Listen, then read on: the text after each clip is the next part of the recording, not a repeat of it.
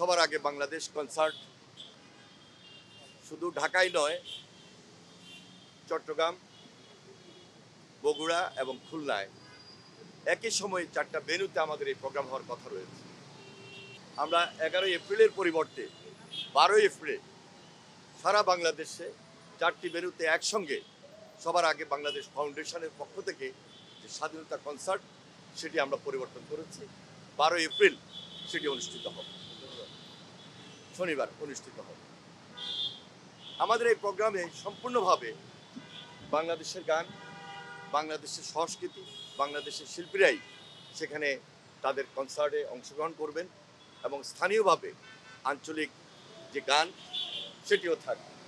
সুতরাং আপনারা বুঝতেই পারছেন যে আমরা সবাই মিলে একসঙ্গে হয়ে বাংলাদেশের স্বার্থটাকে আমরা প্রাধান্য দিচ্ছি, যে স্বার্থের মধ্যে আমাদের বাংলাদেশ সবার উপরে, সবার আগে।